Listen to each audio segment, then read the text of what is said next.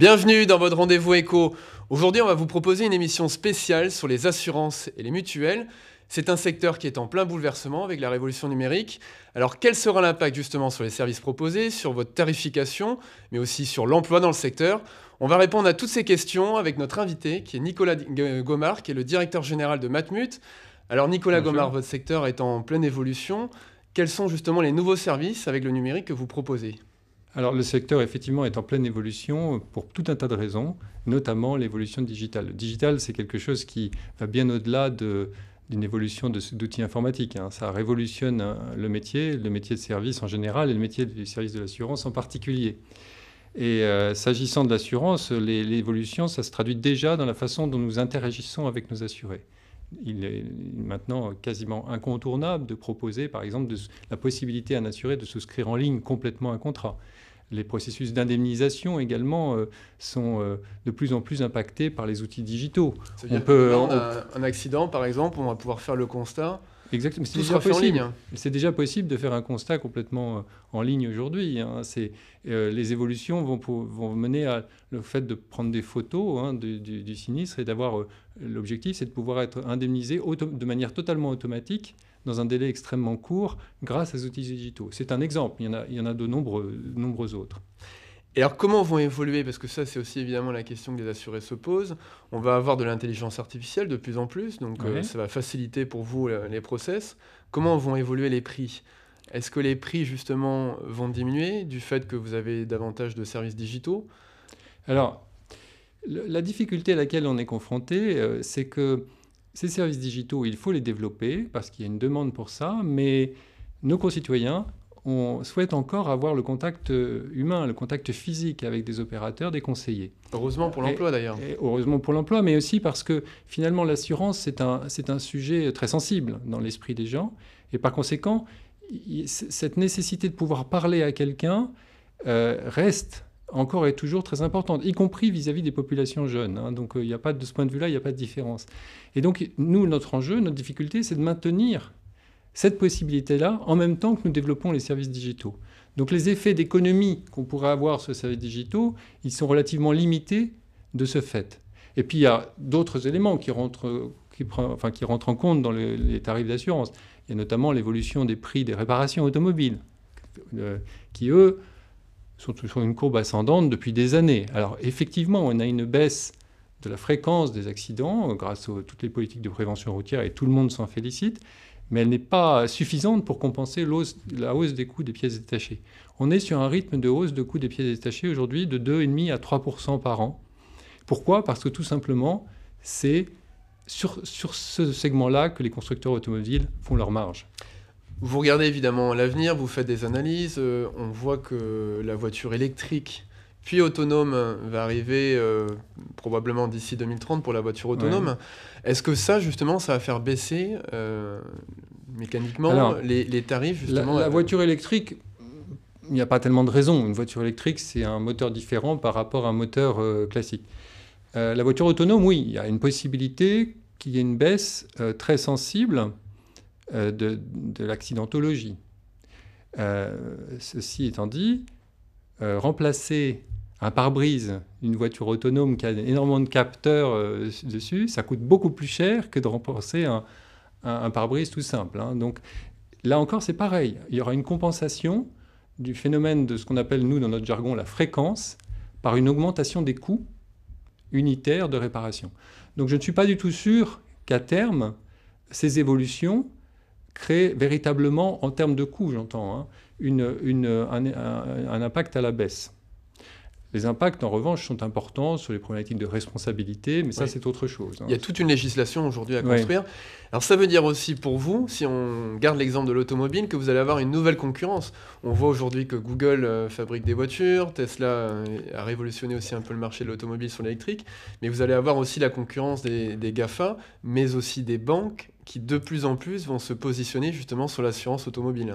Alors, les banques sont déjà présentes sur l'assurance automobile et ce sont déjà des concurrents très significatifs pour nous. C'est même nos principaux concurrents aujourd'hui. Donc là, il faut... la situation, elle est déjà comme ça. Je dirais d'une certaine manière, on a déjà intégré tout un tas de choses pour je dirais, équilibrer cette concurrence nouvelle. Donc de ce point de vue-là, c'est pas nouveau. Là où les choses vont évoluer, effectivement, c'est qu'on sent notre métier, le métier d'assureur, c'est un métier qui ne peut pas survivre s'il n'épouse pas les évolutions de la société et de la façon dont les gens, notamment, consomment. Et ce qu'on observe, c'est qu'aujourd'hui, les gens utilisent beaucoup plus leur voiture. Enfin, de moins en moins de gens achètent leur voiture et de plus en plus les louent. De plus en plus utilisent des voitures achetées par d'autres, etc. Et ça a un impact dans notre façon d'appréhender notre métier, puisque, in fine, une partie croissante de nos clients, ce ne sera plus des personnes physiques individuelles, mais des entreprises qui gèrent des flottes automobiles. Et donc, de ce point de vue-là, il y a une évolution forte qu'il faut qu'on prenne en compte dans notre stratégie de développement. Aujourd'hui, la crainte de toute entreprise, quelle que soit sa taille, c'est de se faire ubériser par des startups. Oui. Est-ce que vous, justement, c'est une crainte que vous avez aussi, et surtout, comment vous y préparez? Alors moi, je n'ai pas de crainte. Je vois dans tout ça, d'une certaine façon, des raisons de se réjouir, parce que c'est des aiguillons pour essayer d'avancer plus vite et mieux.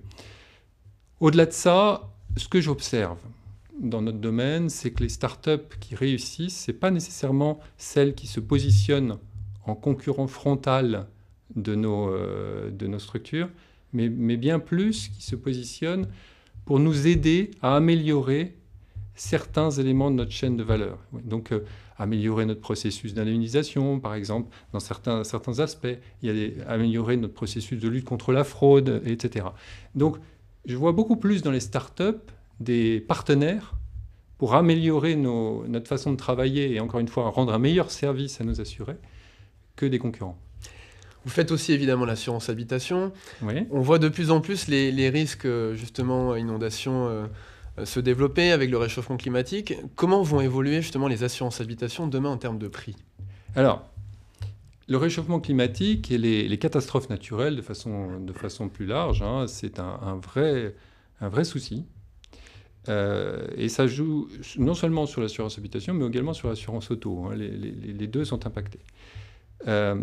Bon, c'est un problème extrêmement vaste et ce n'est pas en 2 ans ou 3 ans, voire en 10 ans, qu'il se réglera. Donc, il est clair qu'aujourd'hui, on a une évolution qui se traduit par le fait que ce qui était exceptionnel devient récurrent. Hein, c'est-à-dire qu'on a tous les ans des inondations, quasiment, on a tous les ans des tempêtes, ou bien quand on n'a ni inondation ni tempête, on a des sécheresses. Et parfois, comme cette année, on a les 3. Il y a d'ailleurs un chiffre qui est assez parlant, c'est que 70% en fait des maisons en France sont classées par les assurances en risque inondation. Alors, le chiffre... ce qui me paraît énorme, mais c'était un chiffre que moi j'avais trouvé, effectivement. Il faut voir aussi les risques des niveaux d'intensité qui sont modérés. Hein. Aujourd'hui, le gouvernement, et d'ailleurs il faut saluer l'initiative du président Macron à cette occasion, est en train de réformer ce qu'on appelle le régime des catastrophes naturelles, qui est un régime qui existe depuis 1982 en France et qui a permis de venir en aide aux sinistrés de manière très efficace jusqu'à présent. Il nécessitait d'être réformé pour améliorer encore les prises en charge, notamment les frais de relogement, diminuer les franchises, etc. Donc on est en phase d'évolution de ce système qui permettra une meilleure solidarité nationale parce qu'on parle de ça au fond. Hein. On parle du rôle des assureurs, mais il y a toujours la nécessité d'envisager, y compris pour les gens qui se trouvent dans des zones qui brusquement deviennent des zones inondables alors qu'ils ne savaient pas forcément avant. Il faut que la communauté, au-delà des entreprises privées individuelles, la communauté puisse mettre en place un filet de sécurité pour ces gens-là. Et c'est le principe de ce régime qui existe et qui va être réformé. Vous faites également les mutuelles. Les mutuelles, c'est un budget important pour les Français. Comment vont évoluer justement ces marchés? Alors, vous parlez des mutuelles de santé. Oui, effectivement, nous avons d'ailleurs ici un acteur important dans notre groupe qui s'appelle Ocean. Les mutuelles de santé, on est dans un schéma. Les dépenses de santé en France, elles progressent régulièrement. Et surtout, c'est un secteur qui est fortement impacté depuis quelques années par des évolutions souhaitées par le gouvernement. On a parlé de l'obligation maintenant pour tous les salariés de souscrire un contrat qui est proposé par l'entreprise. Donc ça a eu un impact important sur notre activité, quoique finalement assez limité, mais quand même important. Et puis, il y a Dans le domaine des mutuelles santé, on a les initiatives récentes du gouvernement en matière de reste à charge zéro, etc. Donc là, je dirais l'enjeu dans tout cela, c'est d'offrir toujours une meilleure protection à nos concitoyens en limitant en particulier le reste à charge. Donc cette réforme récente va vraiment dans le bon sens, tout en limitant autant que faire se peut la croissance des cotisations. Mais quand vous avez une base qui augmente chaque année de 2,5-3% par an parce que les coûts de santé augmentent, forcément le coût de l'assurance pour ces coûts de santé doit augmenter, pas forcément au même rythme, mais quand même un petit peu. On l'a vu par exemple sur les lunettes, les mutuelles aujourd'hui remboursent moins qu'auparavant. Vous avez droit à avoir une paire de lunettes tous les 2 ans contre... Mais ça, c'est pas les mutuelles qui l'ont voulu. C'est l'État. C'est l'État qui l'a voulu, en mettant en place ce qu'on appelle les contrats responsables, c'est des contrats qui avaient une fiscalité plus favorable que les autres, mais qui, en contrepartie de ça, a imposé un certain nombre de contraintes qui, en fait, notamment la limitation du remboursement à une paire de lunettes par an, tous les 2 ans, au lieu d'une paire de lunettes par an. C'est une décision de l'État. Nous suivons ce que décide l'État en la matière. Si on regarde donc tous ces secteurs d'activité sur les prochaines années, ça veut dire que globalement, en fait, les prix vont quand même augmenter, même si c'est évidemment léger, mais les services aussi, derrière, seront plus importants. Il faut... Et nous, les mutuelles au sens large, mutuelles d'assurance, les mutuelles de santé, on a toujours considéré que le service à nos clients, à nos sociétaires, à nos adhérents était essentiel. La relation avec nos sociétaires, c'est notre meilleur actif, si j'ose dire. Et donc, on a toujours fait en sorte que les gens se sentent accompagnés, qu'ils ressentent une solidarité, une forme de bienveillance à leur égard. C'est vraiment, en tout cas, c'est le cas, moi, c'est sur quoi j'insiste beaucoup à l'intérieur de l'entreprise, c'est extrêmement important. Ce que vous dites est juste. On a une progression l'évolution des cotisations ou des primes qui est le fruit d'exigences économiques, mais en contrepartie, on a de plus en plus de services, une qualité de la relation qui ne cesse de s'améliorer. En tout cas, on y travaille, on fait le maximum pour ça. Encore une fois, parce que c'est probablement la meilleure réponse, sinon la seule, mais en tout cas la meilleure réponse aux concurrences que vous évoquiez tout à l'heure. Quels seront les nouveaux services ? Alors évidemment, vous n'allez pas tous nous les donner, mais 2-3 qu'on pourrait avoir dans les 3-5 prochaines années. Alors, bon, c'est extrêmement vaste. Donc, on a là-dessus beaucoup de possibilités, mais il existe déjà, et ça va se développer. Je prends par exemple la santé. On a offert récemment à nos assurés la possibilité d'accéder à de la téléconsultation. Donc ça, c'est un service très concret. Autre exemple dans le domaine de la santé, eh bien, on va bientôt mettre en place un service qui permet d'avoir un deuxième avis médical facilement dans le cadre d'affections longue durée, de choses un peu sérieuses. Eh bien, on offre évidemment de façon gracieuse la possibilité à nos adhérents d'obtenir un deuxième avis médical pour conforter le premier avis ou le premier diagnostic qu'ils ont eu. Toujours dans le domaine de la santé, nous avons un service, là encore, qui est offert à nos adhérents de coaching sur la diététique, sur la gestion du stress. Voilà, donc ça c'est dans le domaine de la santé. Dans le domaine de l'assurance auto, les services ou l'assurance habitation, on a un service qui propose pour nos assurés de pouvoir faire l'inventaire très facilement à l'aide d'une appli de leurs biens, ce qui permet, en cas de contestation de sinistre, d'avoir une valorisation très précise et sans contestation auprès de l'assureur. Nous avons également possibilité de leur donner accès à un marché de voitures de l'occasion qui est particulièrement bien fourni, etc., etc. Donc, services de télésurveillance au domicile, etc. Toutes ces évolutions de suivi des personnes âgées qui peuvent chuter chez elles, etc. Cet ensemble de paquets de services, eh bien, on le propose et on va continuer à le développer grâce notamment aux outils digitaux. Rappelez-nous, c'est combien de salariés, le groupe Matmut, aujourd'hui en France ? C'est un peu plus de 6000 salariés. Et demain, est-ce que vous pensez que vous aurez autant de salariés avec l'avènement de l'intelligence artificielle qui va créer justement davantage d'outils numériques ?